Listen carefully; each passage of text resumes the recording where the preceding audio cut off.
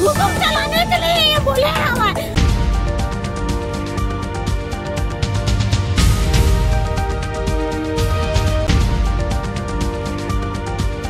कैसे जो दिव्यांगजन है वो विधानसभा का घेराव करने के लिए आज जाते हैं और जिसके बाद बड़ी बर्बरता के साथ जो पुलिस है उनको बसों में भरती है और फिर ले जाके तूता में छोड़ देती है। तूता जो कि धरना स्थल है, अब बिल्कुल कह सकते हैं कि निर्जन क्षेत्र है, कोई सुध लेने वहां नहीं जाता है। अगर कोई भी विभाग वहां पे प्रदर्शन कर रहा है तो कई महीने तक वहां प्रदर्शन चलता रहता है। दिव्यांगजनों की एक खबर 10 जून को भी हमने दिखाई थी, किस हिसाब से उनके जो उनका कह सकते हैं कि संगठन है उसके पदाधिकारी हमारे ऑफिस तक पहुंचे थे, बकायदा अपनी जो भी उनकी पीड़ा थी, दुख दर्द था, सब कुछ वो बताए। बड़ा सवाल ये है कि आखिर इन दिव्यांगजनों के साथ इतनी बर्बरता क्यों? क्या उनको ये अधिकार नहीं है कि अपनी मांग को लेकर, अपनी बातों को लेकर वो सरकार से सवाल कर सके? आप बताइए। काफी लंबे समय से वो लोग अपनी 6 सूत्री मांगों को लेकर सरकार से सवाल कर, सरकार से निवेदन भी किए, हर मंत्रियों के पास जाकर, हर विधायकों के पास जाकर, मुख्यमंत्री जी के पास जाकर बकायदा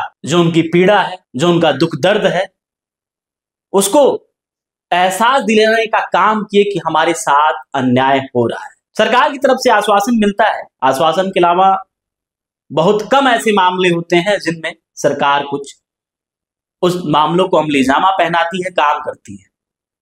दिव्यांगजनों का सरकार को एक कह सकते हैं कि अल्टीमेटम था कि अगर 15 तारीख तक जो हमारी 6 सूत्री मांगे हैं उसको नहीं माना जाएगा तो हम विवश हो जाएंगे और फिर विधानसभा का घेराव करेंगे। क्योंकि विधानसभा का मानसून सत्र भी चल रहा है, 14 तारीख से लेकर 18 तारीख तक मानसून सत्र है और बकायदा दिव्यांगजनों ने उनको बताया था, उनके कह सकते हैं कि जो उनका समूह है, जो उनका संगठन है, उसके द्वारा सरकार को ये चिताया गया था कि अगर 15 जुलाई तक उनकी मांगों को नहीं माना जाएगा तो हम विवश हो जाएंगे कुछ भी करने के लिए। जिसके बाद विधानसभा का वो घेराव का बकायदा एक प्रस्ताव भी भेजे थे कि अगर 15 तारीख तक हमारी मांगों को नहीं माना जाएगा तो हम विधानसभा का घेराव करेंगे। और उसी लिए आज सुबह सुबह ये लोग विधानसभा पहुंचते हैं, जिसके बाद जो पुलिस बल रहती है बकायदा इनको बसों में भरती है और बस में भरने के बाद फिर बिरान से तूता में ले जाकर के छोड़ देती है। जानकारी के लिए बता दूं कि मैं तूता जाकर खुद ही इन दिव्यांगजनों की कई बार वीडियो बनाया, स्टोरी बनाया, उनके दुख दर्द को, उनकी पीड़ा को दिखाया भी।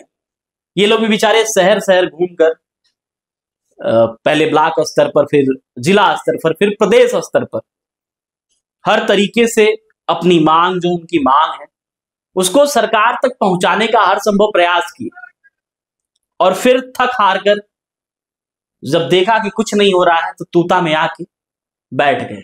पिछले कई महीनों से दिव्यांगजनों का समूह जो है तूता में बैठा है, धरनारत है और आज फिर उनको ले जाकर के तूता में जैसे बर्बरता के साथ पुलिस भरती है गाड़ियों में, वैसे ही भर दी। प्रोमो में आप देखेंगे कैसे एक महिला, दिव्यांग महिला है, वो कैसे चीख रही है, चिल्ला रही है कि उनका हाथ टूट गया। बकायदा दिव्यांगजनों का एक फिर प्रेस रिलीज भी जारी किया गया। उन्होंने अब सामूहिक आत्मदाह की बात कही है कि अगर सरकार उन दोषियों के खिलाफ, जो पुलिस वाले दोषी हैं, जो बड़ी ही बर्बरता के साथ गाड़ियों में भरकर अमानवीकृत व्यवहार किए हैं, अगर उनके साथ पुलिस कोई सरकार कोई एक्शन उनके खिलाफ नहीं लेती है तो हम फिर सामूहिक रूप से आत्मदाह करने के लिए विवश। स्क्रीन पे आपको वो बकायदा जो प्रेस रिलीज आज ही जारी हुई है, इस घटनाक्रम के बाद जारी हुई है, वो प्रेस रिलीज भी आप देख रहे होंगे। आखिर जो इनकी जायज मांगे हैं सरकार मान के नहीं लेती है। प्रदेश में बहुत सी ऐसी गड़बड़ियां देखने को मिलती हैं जो कि शारीरिक रूप से विकलांग नहीं है, उसके बाद भी विकलांग कोटे पर बकायदा नौकरी कर रहे हैं। जो इनको महीने का 500 रुपए सरकार की तरफ से पेंशन कह सकते हैं, गुजारा भत्ता कह सकते हैं, मिलता है, उसकी मांग है कि उसको थोड़ा और रकम को बढ़ा दिया जाए। जब महतारी बंधन योजना में पूरे प्रदेश की महिलाओं को सरकार पैसे दे सकती है, तो इन दिव्यांगजनों की जो जायज मांगे हैं, जो उनका मासिक भत्ता कह सकते हैं उसको, जो उनकी मांग है उसको सरकार बढ़ा क्यों नहीं रही है।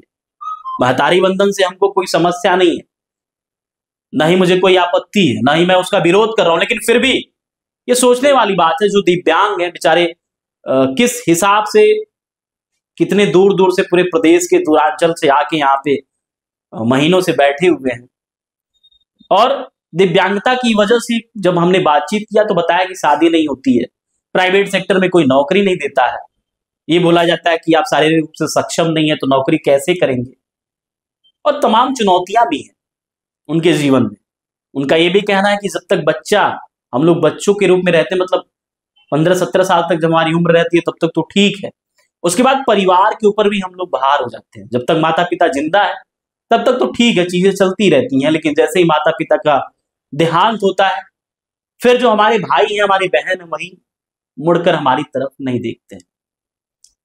कई वीडियो हमने दिव्यांगजनों के, उनके पूरे समूह का किया, क्या कुछ उनकी पीड़ा है, उनके दुख दर्द को दिखाया है, और आज इनके साथ फिर बर्बरता हुई जो कहीं ना कहीं निंदनीय है।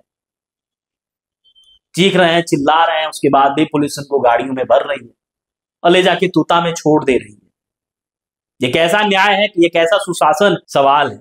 सभी को संवैधानिक रूप से स्वतंत्रता है, वो विरोध कर सकते हैं सरकार की, अगर कोई नीति गलत है तो उसका भी विरोध कर सकते हैं, अगर सरकार से अपनी कोई बात मनवानी है तो शांति रूप से प्रदर्शन भी कर सकते हैं।